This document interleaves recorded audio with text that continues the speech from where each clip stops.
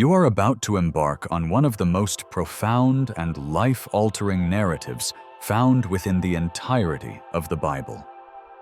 It chronicles the odyssey of a nascent follower who heeded divine summons and resolved to make the ultimate sacrifice of his physical being, his spirit, his very essence.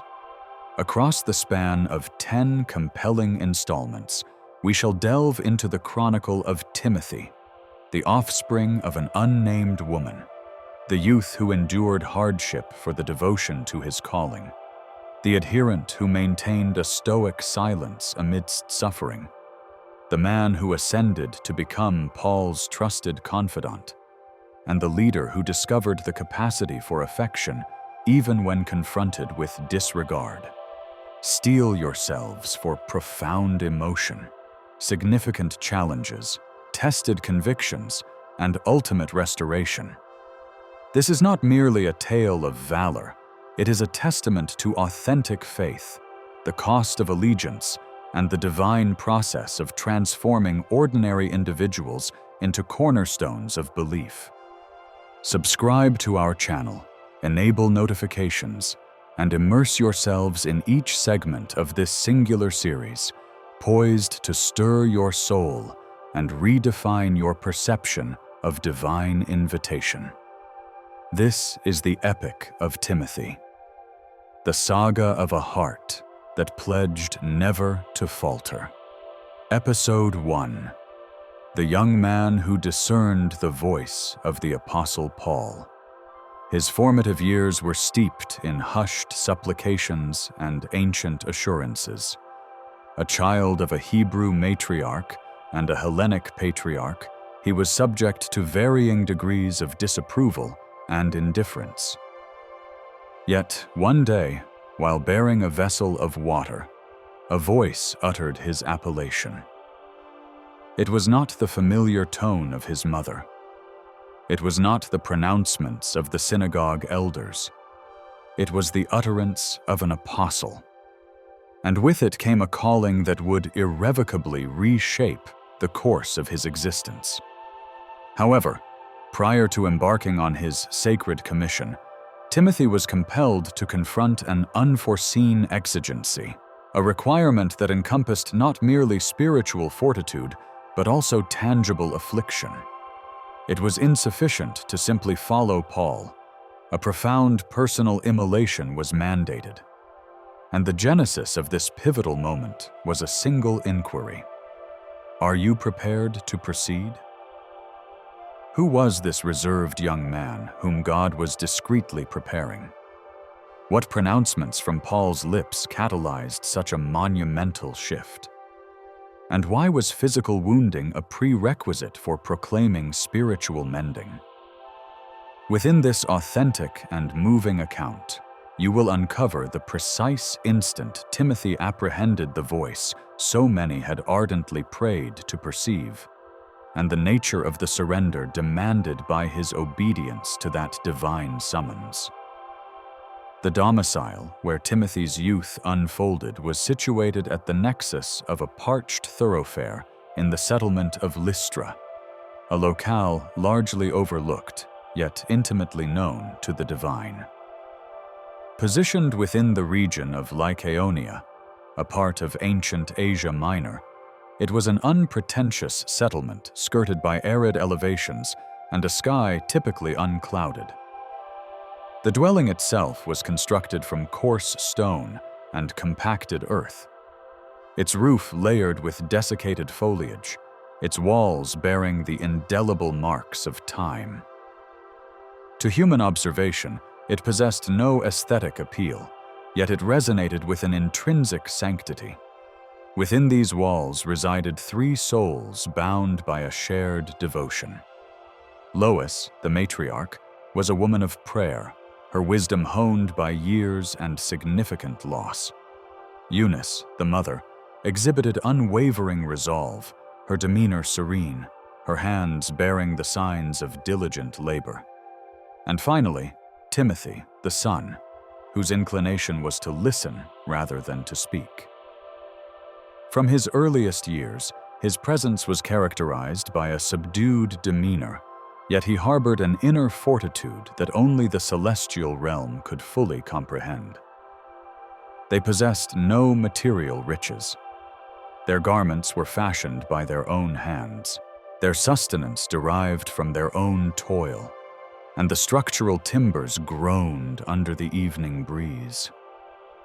However, the true foundation of that household was an unseen trinity: faith, hope, and a silent anticipation that the divine continued to operate amongst the humble. Timothy had no first-hand acquaintance with his father, unlike the intimacy he shared with his mother. His father was of Hellenic extraction, estranged from their shared faith, perhaps a presence in the nascent stages, but ultimately absent from the family's spiritual core.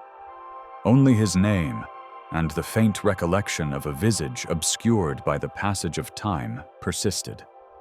The child matured amidst divergent realities. The steadfastness of ancestral Hebrew customs and the void of his Gentile lineage. It was not an effortless existence, yet a divine essence had been implanted within him that no cultural influence could eradicate. From a tender age, Timothy absorbed the tenets of the Torah with remarkable reverence. His grandmother recounted the exploits of Moses, Elijah, and David, men who conversed directly with God and obeyed even when understanding eluded them. His mother read aloud the prophetic texts, and he absorbed each word as if it were specifically intended for his ears. Unbeknownst to him, he was being meticulously shaped. Each narrative served as a seed, each prayer a calling. Yet, despite the predictable rhythm of piety and adherence, a profound disquietude stirred within Timothy. While the hills surrounding Lystra remained static, a tempest brewed within his heart.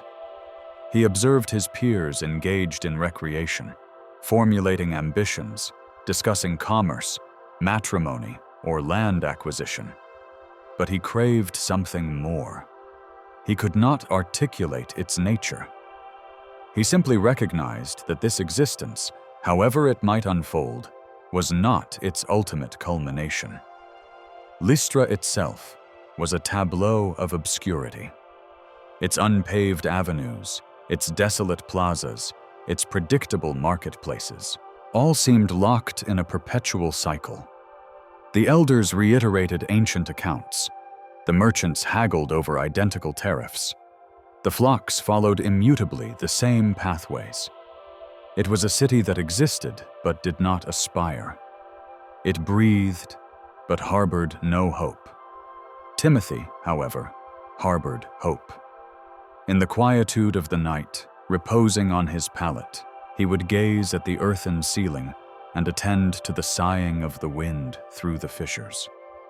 He would close his eyes and envision the experience of hearing the voice of God, not solely through Scripture, but directly, as did the revered figures of antiquity. Does the Lord still communicate in such a manner? He would ponder. Does he still extend his call to the unassuming? This internal yearning was his unspoken supplication. None were privy to it, yet he communed with the divine while drawing water, while kindling the hearth, while tending the fields. His silence was not an absence of engagement. It was sacred. The local populace held him in esteem. The community leaders acknowledged his virtuous comportment. It was uncommon to witness a young man possessing such profound respect, such unblemished integrity. He sought no prominence, yet his constancy was unwavering. And that was sufficient for the divine gaze to fix upon him with keen interest. It was within this very setting that eternity began to stir. There was no cataclysmic thunder, no dramatic lightning. Yet, amidst the tedium of Lystra, a distinct individual emerged. A man bearing visible marks upon his person. Scars evident, his eyes intense. His appellation was Paul, and in his presence a voice arrived, not merely one of instruction, but one of divine mission. Timothy was not yet aware, but this man bore within him an answer he had long anticipated. However, an imminent disruption threatened this profound silence. Paul had arrived. With his penetrating gaze, his resonant voice, and a body bearing the indelible traces of persecution, he presented as no ordinary mortal. And indeed, he was not. Wherever he traversed, he left in his wake indelible imprints of faith, the seeds of discord, and the power of transformation. And now, he stood in Lystra, precisely in the region where a young man had, for years, been silently forged. Yet, before any encounter could materialize, a return to the foundational elements was imperative. Timothy's faith had not been established in public forums or sacred edifices. It was cultivated within the sanctuary of his home. It was through the diligent hands of Eunice, his mother, and the resolute counsel of Lois, his grandmother, that he imbibed the reverence for God, devoid of ostentation, devoid of accolades, a pure and simple fidelity.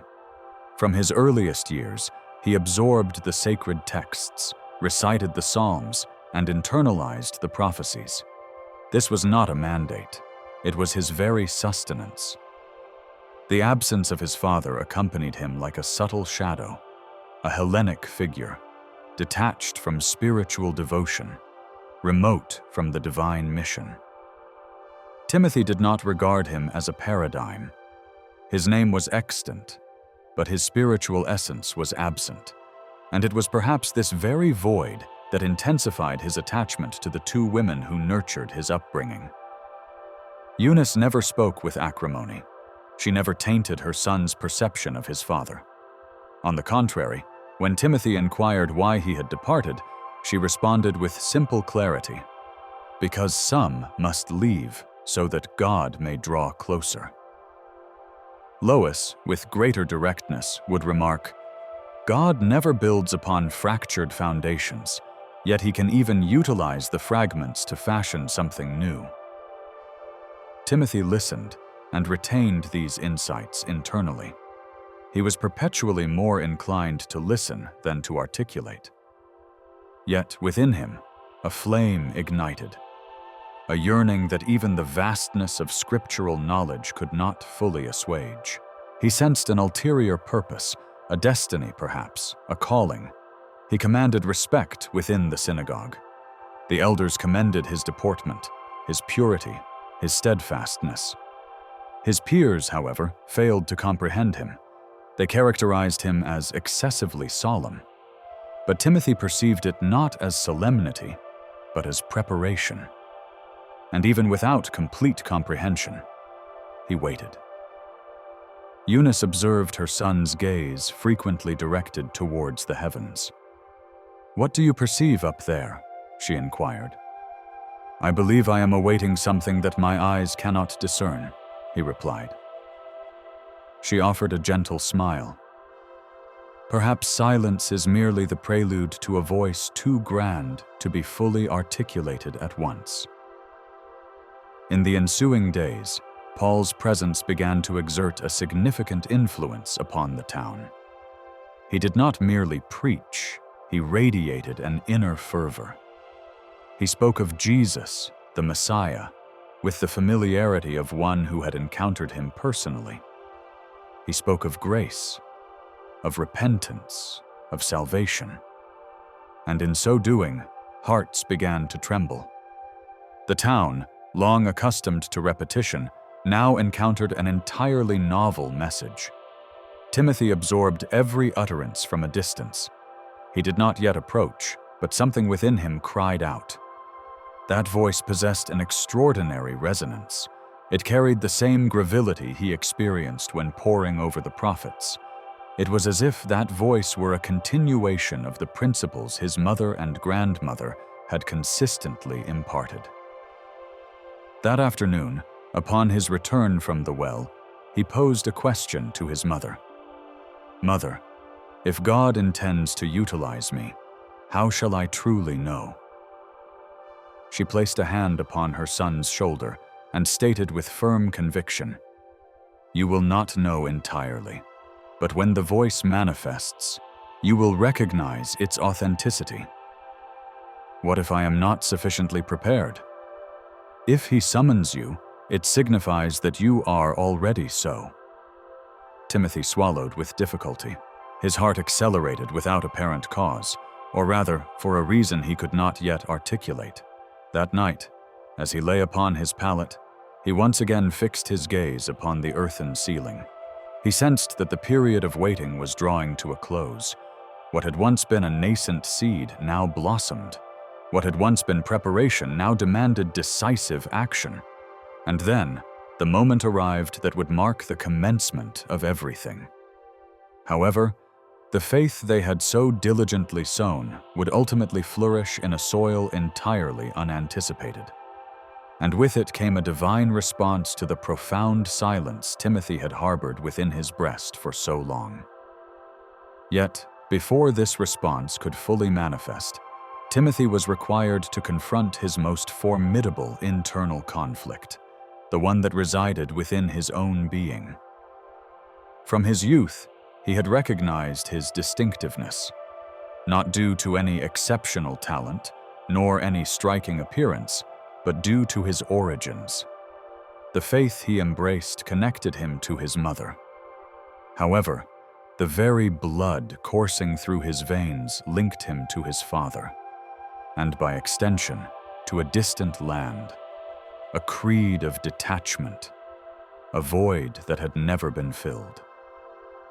He was of mixed heritage, half Jewish, half Hellenic, a dichotomy that perpetually placed him between two distinct worlds. Within the synagogue, he was afforded respect, yet never complete acceptance. The more staunch adherents regarded him with a cautious reserve.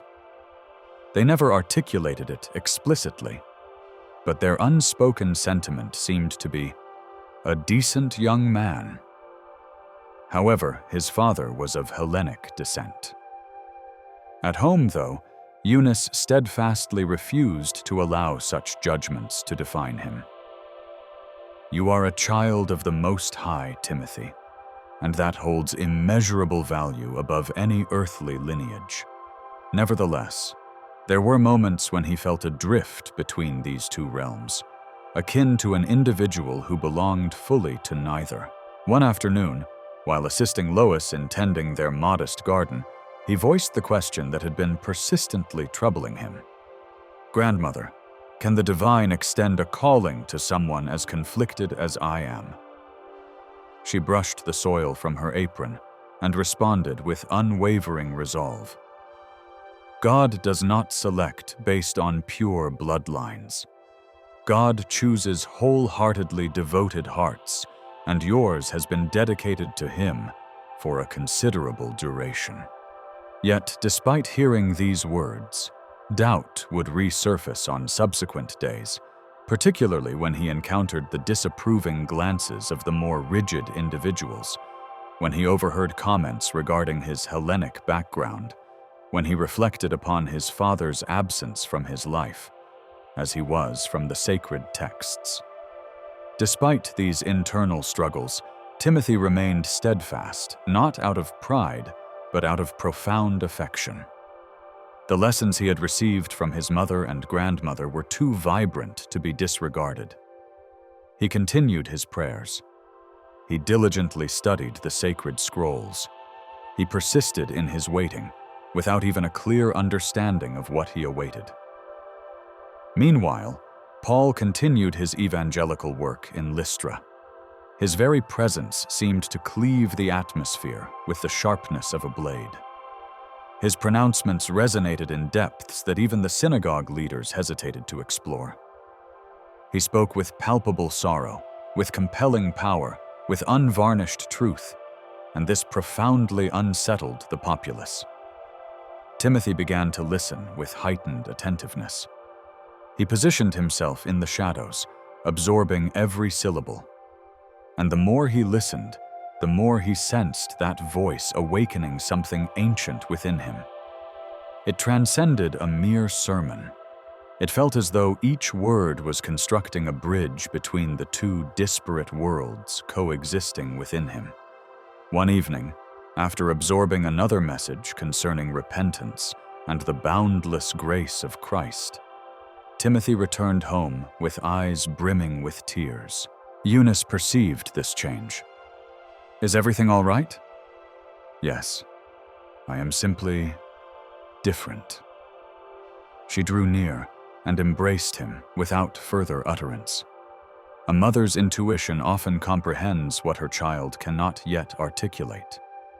In the ensuing days, a palpable transformation occurred. He sensed it upon waking, during his perambulations through the streets, when his hands touched the very earth. It was as if he were under a benevolent observation, not one of judgment, but of divine purpose. And then, the pivotal moment arrived. Paul entered the dwelling of a known believer, and after a period of communal prayer, he turned towards one of the local brethren and inquired, "Inform me about the young man named Timothy. He is the son of a devout Hebrew woman, yet his father was Hellenic. I wish to meet him." Thus, at the close of that afternoon, Timothy heard his name proclaimed aloud by an external voice for the very first time. "Timothy, the apostle, desires your presence." He froze. The vessel of water he was carrying trembled in his grasp. His heart hammered against his ribs.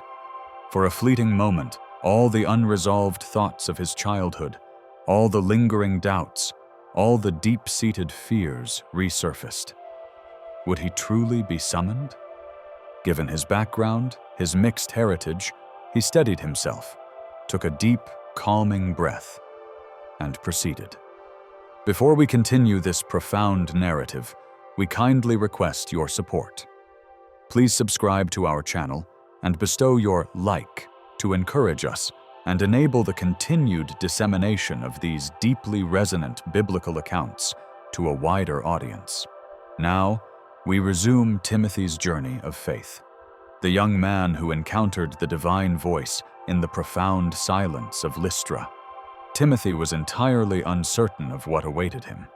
He had never been summoned by an individual of Paul's stature. That simple declaration, "The apostle desires your presence," seemed to reverberate through the very core of his being. The path to the residence where Paul was lodging was brief, yet his footsteps felt protracted, laden with an unfamiliar weight, his heart pounding within his chest like a relentless drum. The thoroughfares of Lystra teemed with activity that afternoon, not due to commercial pursuits, nor the anticipated arrival of a Roman dignitary, but solely because of Paul's presence. Wherever he went, gazes were drawn to him, some filled with admiration, others with skepticism, still others with apprehension. His reputation as an eloquent preacher, a dedicated missionary, and even a survivor of severe persecutions preceded him. Yet, amidst this palpable attention, it was his discerning gaze that alighted upon Timothy. As Timothy entered the dwelling, he beheld a man bearing the signs of weariness, yet possessing a steady, penetrating gaze and an expression of profound serenity. Paul was seated in a shaded alcove, surrounded by a few fellow believers. He did not present as someone seeking acclaim or personal recognition. Instead, he appeared as an individual carrying a significant burden, a divine calling that simultaneously invigorated and afflicted him. Paul lifted his eyes, and as they met the young man's, time itself seemed to suspend. "Are you Timothy?" "I am, sir." "I have heard accounts of you, Timothy," Paul stated without preamble, yet with an undeniable warmth infusing his voice. "Your faith is widely acknowledged. Your life serves as a compelling testament. But tell me, are you prepared to embark on this journey?" Timothy's throat constricted. This was no ordinary inquiry. It did not pertain to his place of residence, his occupation, or his paternal lineage. It delved into something far more profound. "Journey where?" he managed to ask, his voice betraying a tremor. "Wherever the good news leads, wherever the kingdom has need, journey alongside me. But above all, journey with the Lord." The ensuing silence felt sacred. The chamber, previously alive with murmurs, now hushed. And it was in that precise instant that Timothy perceived the voice that irrevocably altered his trajectory. It was not Paul's audible voice. It was an internal resonance, a voice that emanated not from his ears, but from the very depths of his soul. It was as if every experience he had accumulated up to that juncture, the teachings of Eunice, the narratives of Lois, the solitary hours of prayer, had converged at that singular, defining moment. The answer he had sought with such earnestness did not arrive as a verbal explanation, but as a clear directive. Yes, he yearned to depart. Yes, he wished to follow. But intertwined with this desire was an emergent apprehension. Am I truly worthy? Paul seemed to sense the internal struggle and spoke with gentle understanding. If the Lord calls you, He will provide the necessary endowments. It is not a matter of inherent desert, but of willing obedience. That day, for the first time, Timothy experienced a profound sense of peace, even amidst his internal duality. The son of a Hebrew woman and a Hellenic man, raised between two contrasting worlds. He now grasped that God was not summoning him in spite of his background, but precisely because of it. He would serve as a conduit. He would be an answer.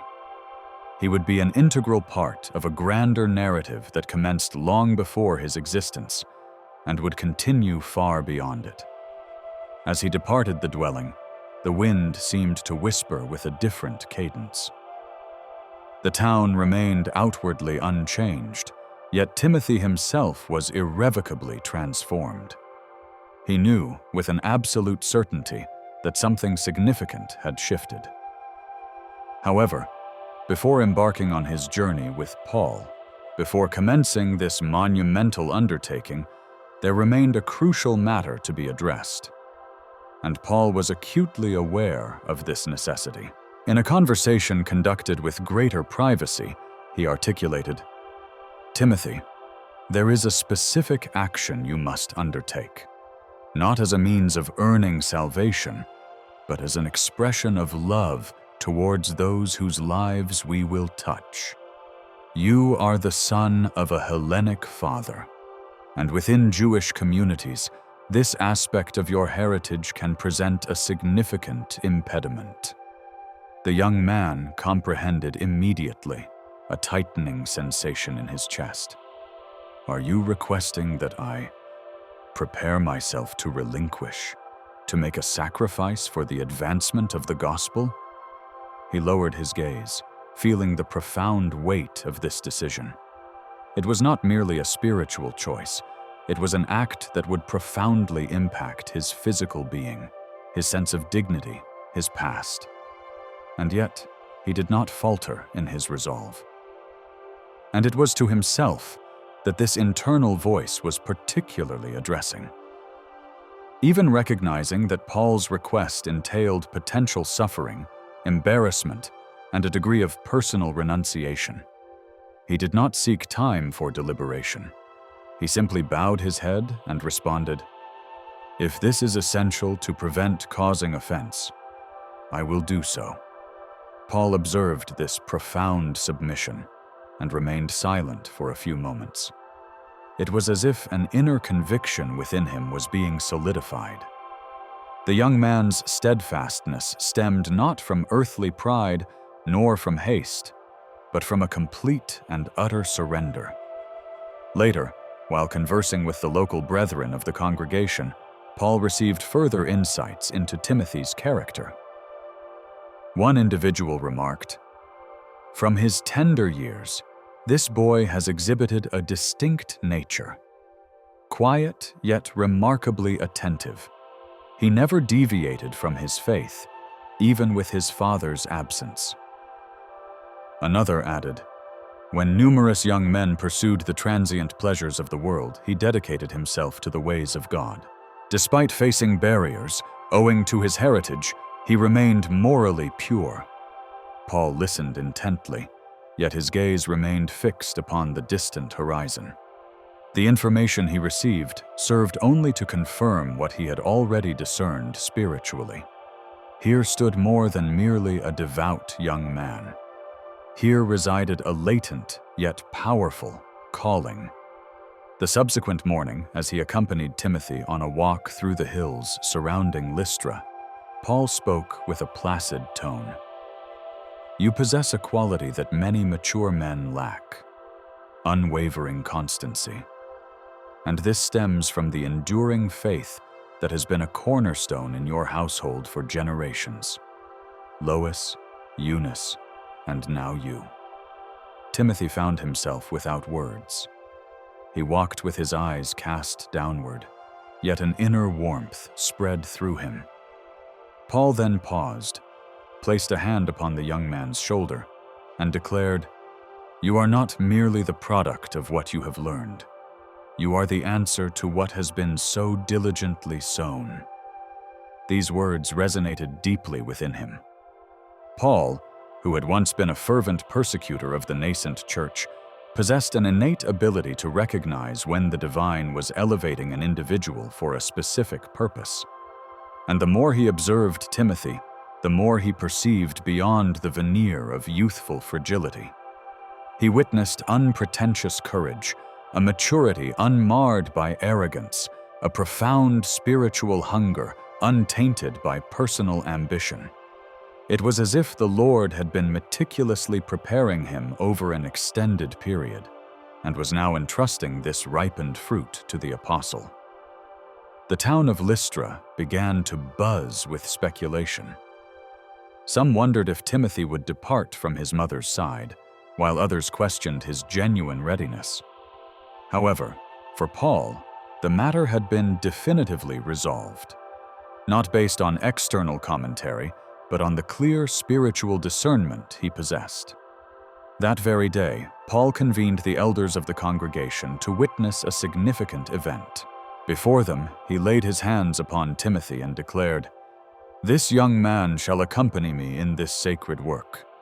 We shall journey together, and that which the divine has initiated within him, he himself shall bring to perfect completion."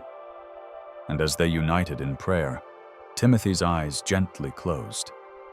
Yet, within him, everything dramatically opened. A new epoch was born. The boy from Lystra was no longer just a boy. He was being set apart, consecrated, sent forth. But before his departure, a profound sacrifice was required. That night, alone in his home, Timothy remained silent.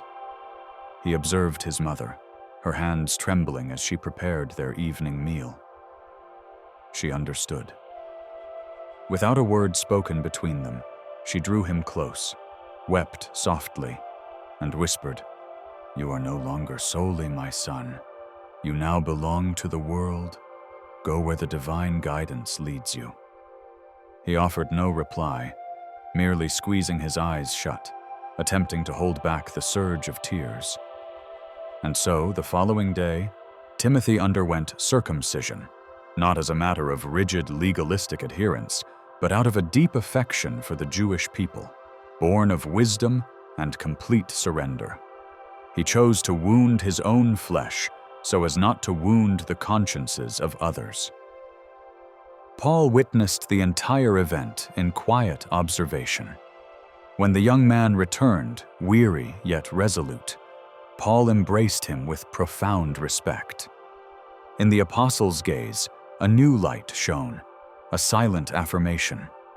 You are prepared. Yet what Paul perceived was far more than just a young man. He saw a disciple being forged. Despite understanding that Paul's request would involve pain, potential embarrassment, and significant personal renunciation, Timothy did not ask for time to deliberate. He simply bowed his head and declared, "If this is necessary to prevent causing offense, then I will do it." Paul observed this declaration and remained silent for a few moments. It was as if a profound confirmation settled within him. The young man's steadfastness did not stem from carnal pride, nor was it born of haste. It was the essence of surrender. Later, in conversation with the local brethren of the community, Paul heard even more about Timothy. One of them remarked, "Since he was a mere child, this young man has been different, quiet, yet possessing a profound faith, even with his father absent from his life.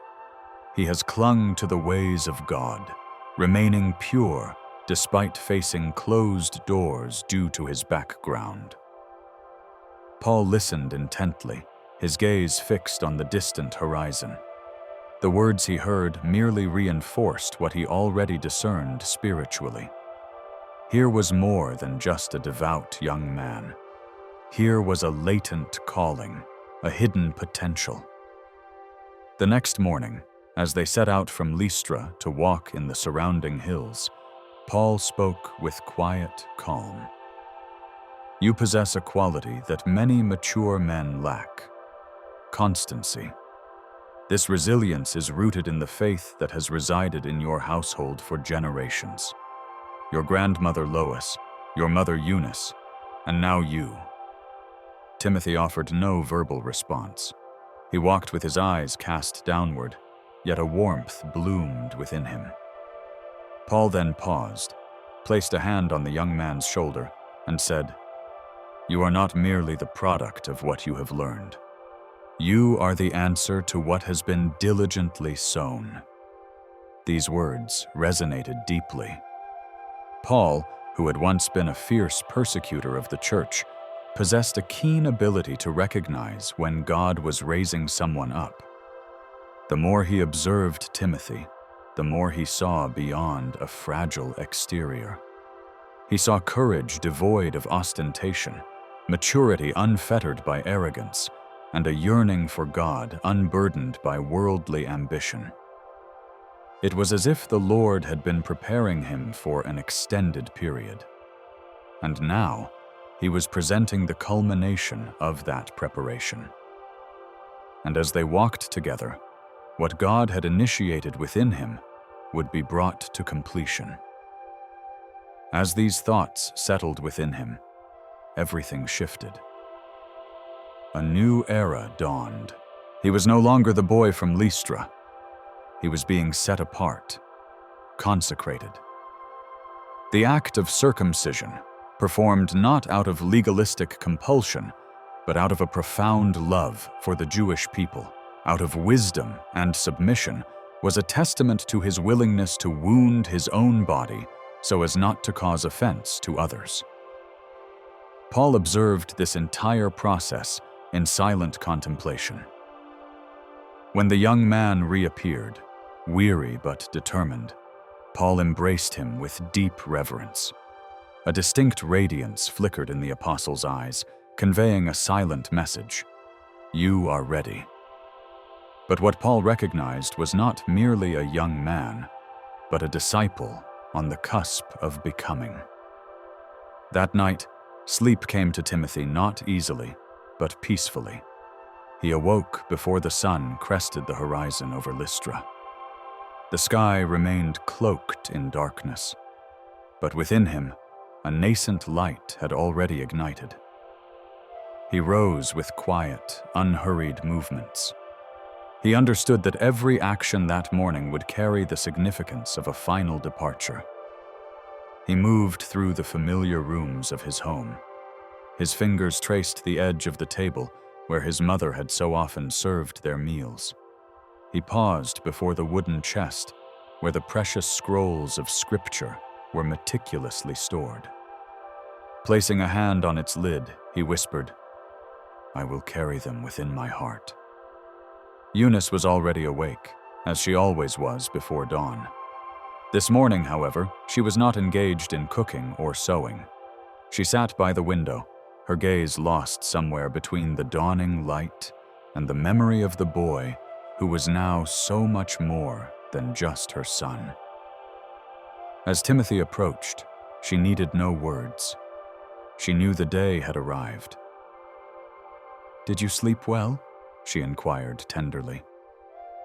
"Yes, Mother," he replied. "And the wind woke me, as if it were urging me, 'Go.'"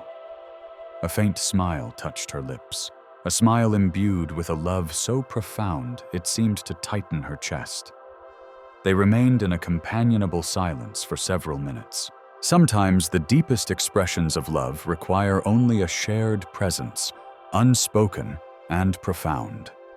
Lois entered the room, carrying a small linen satchel. "I've packed some bread and dates. It's not much, but it will remind you of home." "Thank you, grandmother," Timothy responded, deeply touched. I don't know how to leave you." She met his gaze with quiet strength. "You are not leaving us. You are being sent, and wherever you go, the seeds we have planted will accompany you." Eunice rose, approached him slowly, and cupped her son's face in her hands. "Timothy, my son, I always knew this day would come. I knew it when you prayed in silence, when you wept for reasons no one else understood, when your eyes shone as you read the scriptures. I knew." She drew a deep breath, holding back her tears.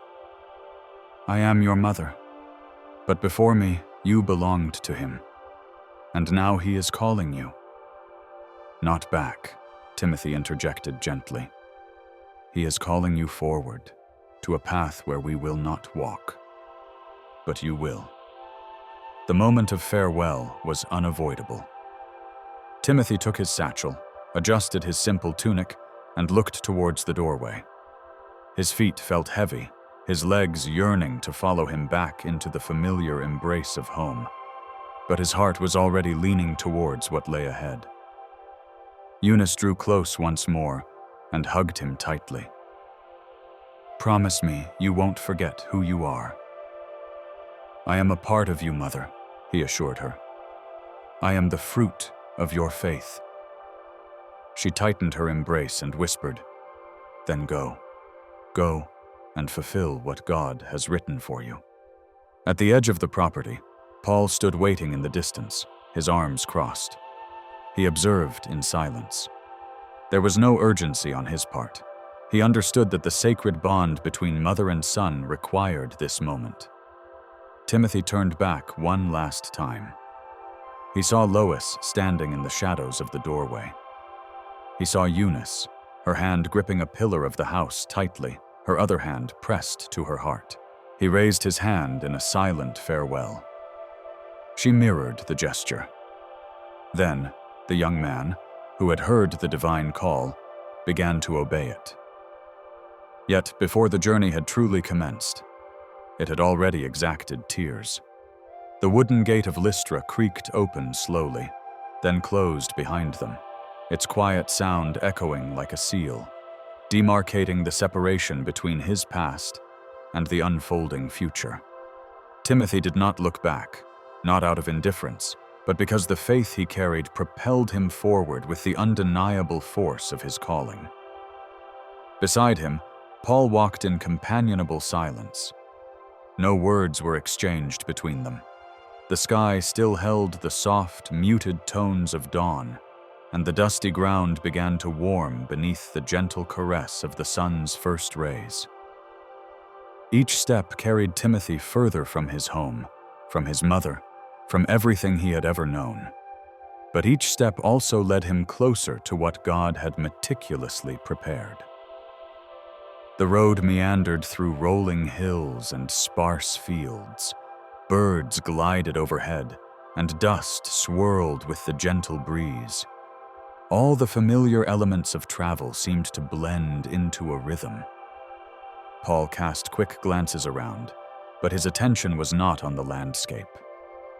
He was observing Timothy. The young man remained silent, but his silence held a profound weight, not of hesitation, but of deep contemplation.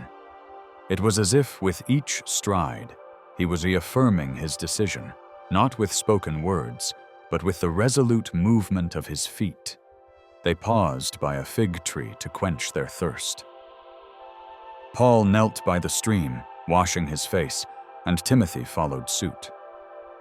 Fatigue had not yet begun to claim their bodies, but their hearts carried an unspoken understanding. "Was it difficult?" Paul inquired, his gaze still fixed on the flowing water. Timothy considered his response for a moment before answering. "It was, but it was necessary. Leaving was not a choice, but a response." Paul nodded in acknowledgement. The young man's sincerity struck him with the force of a revelation. There was no artifice, no wavering doubt. Here was someone prepared to relinquish everything and continue onward. "You have already made the initial decision," Paul stated. "But there are others that still lie ahead, decisions that will demand more than tears." Timothy looked at him, a flicker of curiosity in his eyes. "What else is there?" Paul stood, adjusted his tunic, and replied calmly, "You have been circumcised. You have left your home. You have affirmed your commitment to God.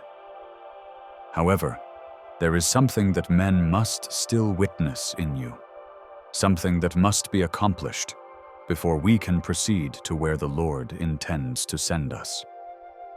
A slight frown creased Timothy's brow. "What is it?" Paul drew a deep breath and answered truthfully, "You have a good reputation among the brethren here. But soon we will be among Jews from other cities, men of strict adherence, men who will not focus on what you carry, but on what you represent. Your heritage as the son of a Greek father will still be a source of stumbling." Timothy lowered his eyes. This was a reality he had known since childhood, a tension he had lived with. His father's lineage had always been a silent barrier. "So, what will we do?" he asked serenely. "We will approach them. We will introduce ourselves. We will demonstrate who you are. But first, you must face them, not with words, but with a tangible act of renunciation." Timothy did not hesitate. "If it means the gospel will encounter no obstacles within me, then I am ready." Paul smiled. This was the confirmation of everything he had heard about the young man. It was not merely faith, it was profound maturity. The two resumed their walk. The silence between them now held a different quality, one imbued with purpose, courage, and unwavering surrender. As dusk approached, they sighted the next village, home to a Jewish community familiar with Paul, but not with Timothy. The reception would likely not be straightforward. Many still harbored suspicion towards Greeks, even those who had embraced the faith. Paul looked at the young man beside him. He knew what lay ahead, and understood the need to prepare Timothy. However, Paul also knew that something crucial needed to be done before they could continue their journey. The next day dawned under a cloudy sky, the wind whipping more strongly across the dirt paths. They had departed early, even before the birds began to sing, and were now traversing fields and stony ground towards a city teeming with a zealous Jewish population. The quiet of their walk was broken by Paul. "You are aware that the Jews possess stern eyes, are you not?" Timothy met his gaze attentively. "Yes," he replied. "Since I was a child, I have learned to recognize that in their expressions. It is not merely ill will, but tradition, their zeal, their history. They carry within their veins centuries of commandments, separations, and promises. They are prepared to await a promised fulfillment and simultaneously to safeguard what they possess. Timothy nodded in understanding, yet he sensed there was more to come. Paul continued, "And now, they witness individuals like us proclaiming that the Messiah has arrived, that the promise has been realized, that the cross has triumphed over the law. For many, this proclamation sounds like treason, for others like heresy, and for some like sheer madness." The young man drew a deep breath. "And I, being half Jewish and half Greek, they will look at me and be uncertain where to place me." Paul stopped walking and turned to face him fully. "Precisely because of that, Timothy, you must serve as a bridge, and a bridge must bear the weight of both sides." These words pierced the young man's heart like an arrow of light. To be a bridge, to unite what was opposed, to bear the burden of conflict. He understood, yet a sense of apprehension also surfaced. "What must I do?" Paul inhaled deeply before speaking. "You have recently undergone circumcision, aligning you with the covenant. But now, we must go beyond mere adherence. We require a living act of renunciation. You will be my voice in places where I may not be readily heard. You will enter where I am initially rejected. But for that to happen, you must first undergo a rigorous examination." Timothy swallowed hard. "What kind of examination?" Paul looked towards the horizon and replied, "They will test you. They will inquire about your father. They will perceive you as an outsider. Some will refuse even to listen to you. And because of this, your physical being must testify to what your spirit has already resolved." The young man comprehended even before the full explanation was rendered. This was more than an act of faith. It was an act of identification. It was a seal not only upon the soul, but upon the flesh itself. "Do you mean another mark will be made?" he asked, his voice firm. "Yes," Paul confirmed. "But this time, it will not be solely out of obedience to the law. It will be done so as not to cause offense. You already belong to the kingdom, though they may not yet comprehend it. And the most effective way to demonstrate this is by relinquishing something. You have a right to speak to those who live bound by duty." Timothy remained silent. The wind rustled the dry leaves around them. The ground crunched beneath their feet. The road seemed to narrow, but within him, the decision had already been made. "If I am truly to be a bridge," he declared, "then let my body carry the planks of sacrifice." Paul looked at him, not with pity, but with profound admiration. "You will go far, Timothy, but this initial step will cause pain." Timothy nodded. "Pain is part of a new birth, is it not?" "Indeed," Paul affirmed. "And this new birth commences today." The subsequent requirement would touch not only his soul, but his very body. The silence that fell between them was sacred. After Paul's words, no further explanation was necessary. This was not a demand imposed by legalistic obligation, but a gesture designed to dismantle barriers, to forge pathways so that the gospel would encounter no resistance. In hearts still ensnared by tradition, Timothy understood, not with his intellect, but with his spirit. God's calling for him now necessitated tangible symbols, the kind that leave an imprint on the body while transforming the soul. "If it is necessary," the young man stated firmly, "I do not wish my origins to impede the message I carry." Paul remained silent for a moment, a silence that often preceded moments of great significance. He knew what was about to occur. He had already endured immense hardship, persecution, and imprisonment. But here, before him, was something rarer than mere courage, a contrite heart, prepared to obey. As the afternoon waned, they discovered a simple stone shelter near a small stream, an unassuming location, the very kind of setting God often chose for profound transformations. The moment arrived, and Timothy did not falter.